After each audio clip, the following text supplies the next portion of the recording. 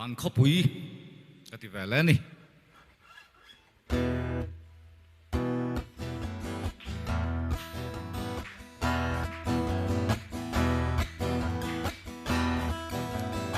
วันขบุยใจรีจวน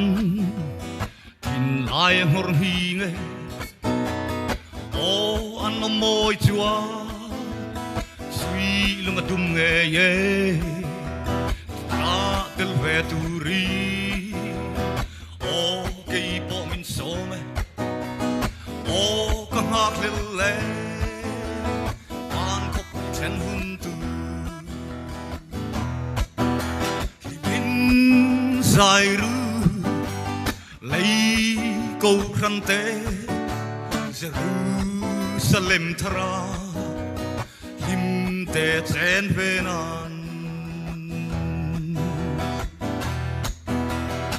an ko puri moi chuan thin lai fan nge ye o an per khuang ri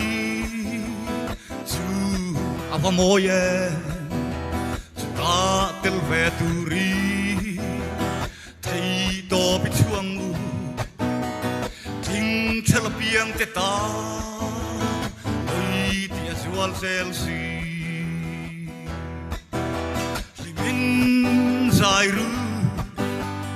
lei ko khante Jerusalem thra lim te chen venan van ko pui chen hun chuan van angil tene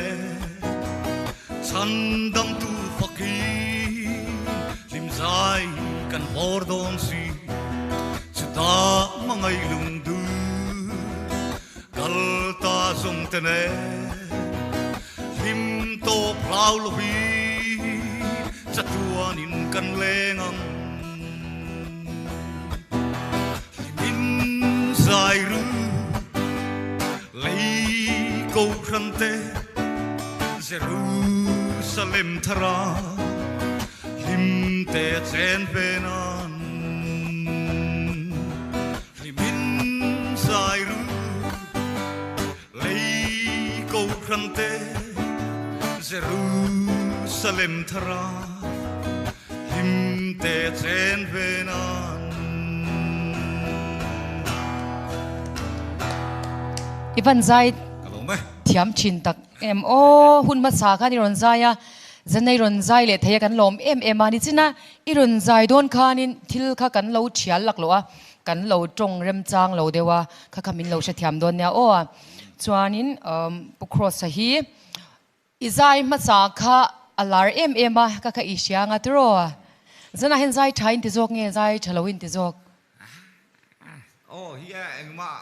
in super kan ei ve lo wa enge monan ka ron tel ve mai thina chu tiang lam chu ni so tu na mi kha nangma la phwa tho mi ni ve mai le pe ka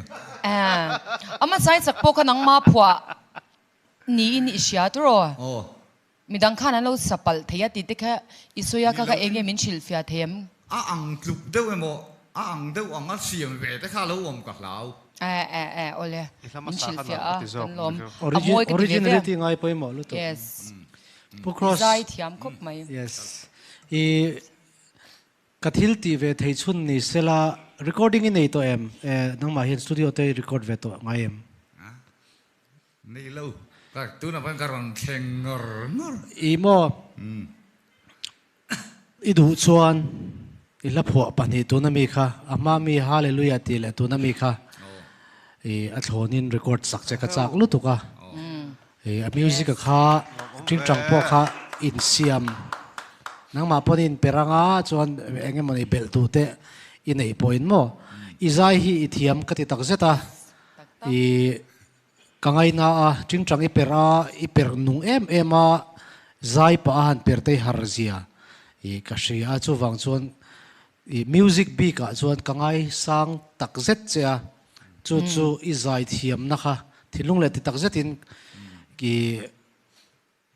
kapoma ka appreciate nang ma englo na kha chu wang chuanin a thlonin recording ti sak che อีดูจวนกันหัวมาอามาเราจะไอคอนโซลมาดิเซติตุตุดระวังโอ้อ๋อเลย Alo mo ma di en na han record ve mi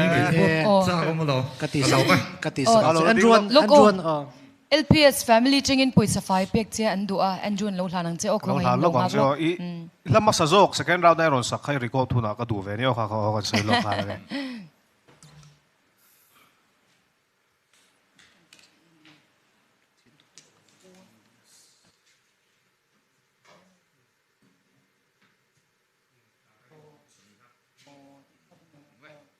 yeah